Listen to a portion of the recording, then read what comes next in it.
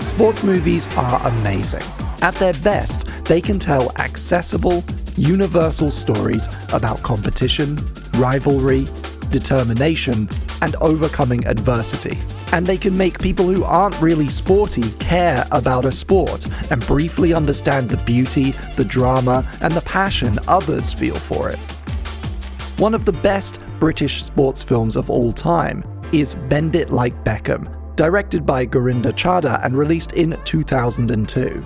Its value has only grown in the 2 decades since its release, and it feels almost prophetic now. Watching it in 2025, the year the women's professional national team took home their 2nd European Championship in a row, really puts Jess and Jules' world in perspective. On top of that, it's a fun, warm, and compassionate comedy, full of great performances that has a lot of layered things to say about race, gender, family, and British cultural legacy. But when I came to this country, nothing. And these bloody Goras in their clubhouses made fun of my turban and set me off packing. It also makes a couple of very strange storytelling decisions in its climactic moments that bother me. One is to do with filmcraft, and the other is to do with football. I'm going to lay out what makes this film so amazing, and then I'm going to tell you what I would change about it. Like, you know, if I was making a sequel. All I'm saying is, there is a reason why Sporty Spice is the only one of them without a fella. Bend It Like Beckham was released in April 2002 to broadly positive reviews and generated a huge return on its tiny budget. What's more, it's maintained a lasting place in culture, both here in the UK and abroad, as a genuinely charming, funny, and inspiring football movie. And when you revisit the film and look a little closer, it's easy to see why.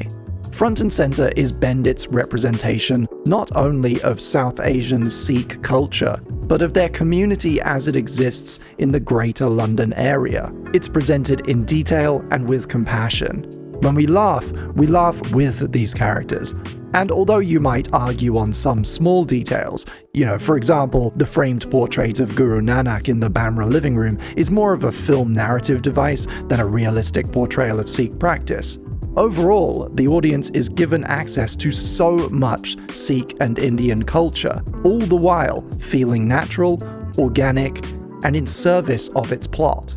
It's also extremely London, right? Specifically, the movie is set in Hounslow, and it just shows it in this way that so rarely comes up in any media at all. The look of the houses, down to the internal layout, the way that they're decorated, the real neighborhood that they shot in, their proximity to Heathrow Airport and Jess's dad working there. It truly feels like a slice of London life cut straight out of the real world. I grew up in London. I went to school with girls like Jasminda. This is British. This is London to me. So much so that even though I'm white, as a Londoner, I feel represented here. It brings me joy to recognize a world I know on screen. Around this time, there are a spate of films, particularly comedies, exploring similar ideas of British-Asian culture clash, with varying degrees of success. And I think one of the big reasons Bend It Like Beckham stands out is how it layers in other things as well. Sports, gender, and sexuality. It provides a densely layered story that gives different audiences different things to connect with. In a wonderful article I found by Ronak Gandhi and Jeevan Sangha, they see reflected in this film the depressing reality of sacrifice that comes with members of the Asian diaspora trying to break into these spaces. They argue that it sidesteps more traditional stories of this kind because the football world doesn't actually make any compromises for Jess. It's all one way. Danielle Acton, writing for Cinema Femme, sees it with slightly more hope, arguing that Jess isn't really at a crossroads with her culture. Not really. She loves and celebrates it. She wants to participate. It's just that she sees a way she can have both, where her parents don't. Although the one gay character in this film arguably doesn't really get a huge amount of development, a queer viewer can still find in this film all sorts of things to do with identity, love, and living the life you want. What, you mean You're Indian. And a non-Asian teenage girl, heck, a straight white man in his 30s, can watch this movie and still love it for its exploration of challenge and determination, and its encouraging message about not giving up on what might seem like unconventional dreams. Also, and it's a little thing, but it means something to me, the way scars are portrayed in this film. Not just Parminder Nagra's actual scarring, which was written into the story, but also this teammate, who features prominently in several shots, has a large scar on her stomach. And it's just there, not asking for attention, and not affecting her playing. Come on. Mine stopped me from playing outright. Yours doesn't. No more dawdling. So, okay, what are my issues with this movie? Both of them have to do with the same scene at the very climax of the film. Jess has been given permission by her father to play the second half of the tournament final with her teammates. Everything comes down, naturally, to a free kick. With her future hanging in the balance, Jess scores the deciding goal and secures her future scholarship to play women's soccer in the US.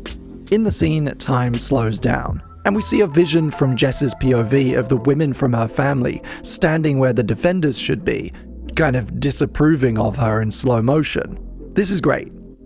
This is fantastic. No notes. The trouble comes when she takes the actual kick. So much of the language of how we shoot sports is dictated by the way we see them in the real world, either broadcast on television or live in a venue, right? Whether you like it or not, and how much you want to engage with it, there is an existing cinematic language to how we understand sports. There are also just realities about how certain angles help or hinder things like depth perception. Like avoiding shooting flat on at head height because you're going to lose depth. Instead, we shoot from a bit of an angle. We include some of the pitch, so that viewers can understand the relative distances between the players. Sports requires a clarity of representation in order to work. And if you're making an effective sports movie, you need the actual playing to make sense. So you shoot it with clarity in mind. You borrow from this well-established language. So at the moment of the fateful kick, we move to an overhead view. This is unconventional, sure. We would never really see this in broadcast football or in person. It takes Jess and the ball out of context, removing the goal and defenders from our view for a second, but it doesn't completely destroy our understanding of the space. Then we cut to this, a bull's-eye view. We, the audience, are now the football, which is truly bizarre. We slowly fly through the air, and the goalie jumps but fails to catch us. But this means that we didn't actually get to see the goal. At such a crucial moment, you've denied your audience a clear view of the action. We see the anticipation, we see the celebration afterwards, but we don't really see the goal.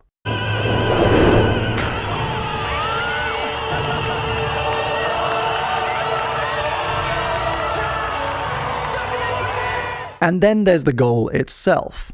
As someone who doesn't play or follow football, I had never considered this until I was talking with a friend about the movie recently.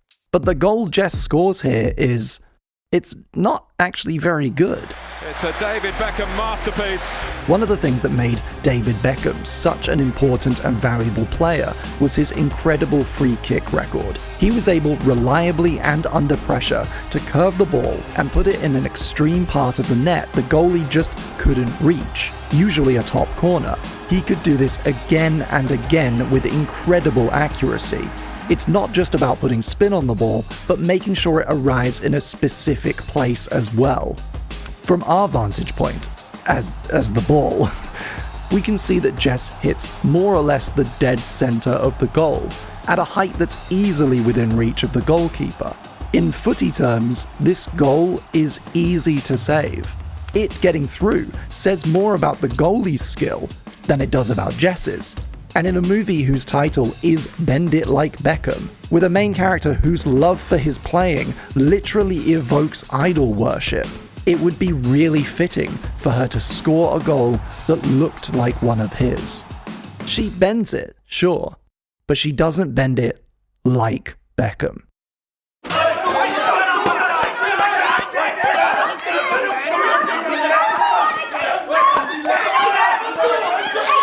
Does it really matter, though? Does this actually affect your enjoyment of the movie? As a teenager when it came out, with no knowledge of any of this, I enjoyed this movie. I enjoyed it despite it, ostensibly having nothing to do with me. And as an adult, I enjoyed it even more, which I think speaks to its depth of quality and the parts of it that hold lasting, universal appeal. If we really do get a sequel in a couple of years' time, its creators have a chance to bring 20 years of new experience to their process. It will be screening in a vastly different media landscape than the first one did, one far more accepting of and familiar with women's football. Obviously, the priority is and always should be to make something compelling and full of wonderful characters with clear motivations and satisfying journeys. That's always it. But I, for one, will also be paying attention to the way the sport is filmed, hoping for a cinematic approach that complements rather than distracts. One that, in moments like this, lets the playing tell the story. Thank you for watching this video. My name is Christopher Bingham. And if you liked this, I've got a whole channel full of stuff celebrating and analysing amazing films.